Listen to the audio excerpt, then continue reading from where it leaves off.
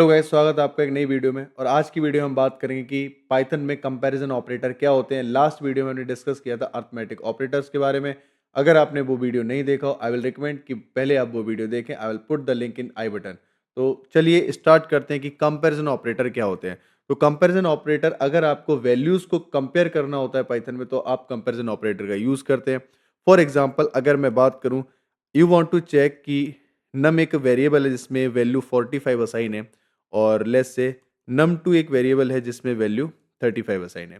Now if you want to make comparison of these two values, then you will use the comparison operator. ठीक है, तो what you will do, print num greater than num2।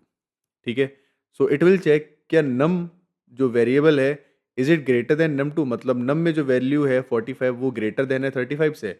Now if you run this program, let it run first. Okay, it is true. So comparison operator आपको true and false output return करते हैं। ठीक है, सो इस बात को याद रखना, comparison operator, comparison operators return true या फॉल्स। ओके, सो कौन कौन से कंपैरिजन ऑपरेटर आपके पास होते हैं? Greater than, okay, then less than, you are having less than, और you are having greater than equal to, you are having less than equal to, okay, and you are having equal to, and you are having not equal to।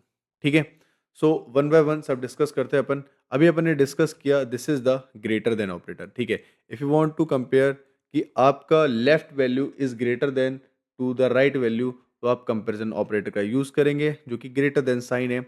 अगर left value greater होगा right value से, then it will give you true, otherwise ये आपको क्या return करेगा? False return करेगा। ठीक है, इसके बाद मैं बात करता हूँ लेस देन की। If num is less than num2, okay, तो यहाँ पे मैं क्या कंपेयर कर रहा हूँ, let me put this num1 actually. ठीक है, तो ऐसे ही मैं num1 कर देता हूँ, और इसके लिए मैं num1 कर देता हूँ। नाउ आई एम चेकिंग कि नंबर ग्रेटर देन num2 है, तो it will return you true. अगर ये ग्रेटर है तो ठीक है, तो it will return you true. अब यहाँ पर क्या होगा, it will check num1 less than num2। क्या num1 जो लेफ्ट वैल्यू है मेरा लेस देन है num2 से? Then obviously it is not, then what it will return me? It will return me false. Just see this. ठीक है, so it is returning me false, क्योंकि obviously this is the false value, क्योंकि number में 45 है और 35 assign है num2 में। ठीक है, तो इस वजह से मेरे को फॉल्स वैल्यू दे रहा है।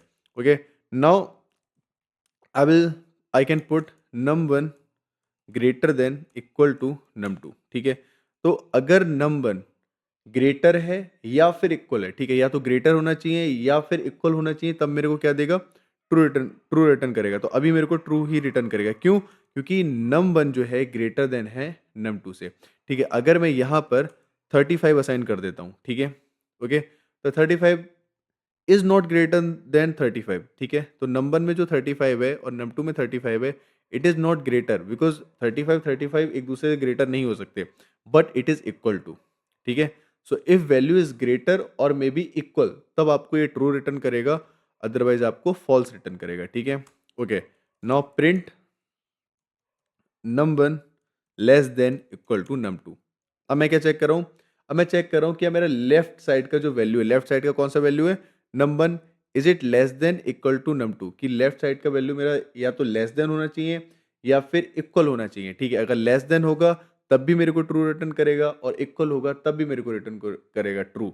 ओके, अगर ये फॉल्स होगा, ठीक है, तो मतलब ये जो वैल्यू है वो मेरा num1 जो है ग्रेटर है num2 से। ठीक है, तब उस कंडीशन में मेरे को क्या रिटर्न करेगा? फॉल्स रिटर्न करेगा। ठीक है, तो अभी मेरे को क्या रिटर्न करना चाहिए? ट्रू। क्यों रिटर्न करना चाहिए true? Because it is not less than num2, it is not less than num2, but it is equal to num2। ठीक है, so it is returning me true, क्योंकि num1 is not less than num2, 35 है दोनों में, but it is equal to num2, that is why it is returning you true. Okay, now we are having another operator, num1 equal to num2। Okay, so this is checking क्या num1 जो value मेरा है वो num2 value के equal है क्या? Okay, so if it will be equal, then obviously it will return you true. Just see this. Okay, it is returning you true. Okay, अगर मैं यहाँ पर लेट्स से 23 कर देता हूँ, now this value, the last print statement will return me false. क्यों? क्योंकि यहाँ पर num1 इक्वल टू num2 नहीं है। Okay, num1 equal to num2 नहीं, क्योंकि num1 में 23 है और यहाँ पर 35 है, so that is why it is returning you false. Okay, what is returning you false. Okay, now you are having another operator which is not equal to num1 not equal to num2. ठीक है, num1 not equal to num2. अब ये क्या, अगर ये condition satisfy होगी, मतलब num1 अगर num2 के इक्वल नहीं होगा तब ये ट्रू रिटर्न करेगा, अगर num1 num2 के इक्वल होगा तब ये क्या रिटर्न करेगा, false. So the condition is कि अगर num1 num2 इक्वल नहीं है then it will return you true. तो अभी आप देखोगे num1 num2 क्या नहीं है, इक्वल नहीं है, क्योंकि num1 में वैल्यू जो असाइन है वो है 23 और num2 में जो वैल्यू असाइन है वो 35. ओके, तो they are not equal, that is why it is returning you true. अगर मैं इन दोनों को इक्वल कर देता हूँ, मतलब अगर मैं इन दोनों को 35 कर देता हूँ तो मेरे को क्या रिटर्न करेगा, फॉल्स. जस्ट सी दिस, ये वाला कंडीशन जो है, just see second last true return कर रहा है बिकॉज num1 इक्वल टू है num2. ठीक है, पर लास्ट वाला जो है वो मेरे को रिटर्न कर रहा है फॉल्स. क्यों रिटर्न कर रहा है, क्योंकि num1 एंड num2 दोनों इक्वल हैं और ये कंडीशन सेटिस्फाई नहीं कर रहा है. ठीक है, तो कुछ इस तरह से आप इन सब कंपैरिजन ऑपरेटर का यूज कर सकते हैं. ठीक है, you can use them as a chain. For example, अगर आपके पास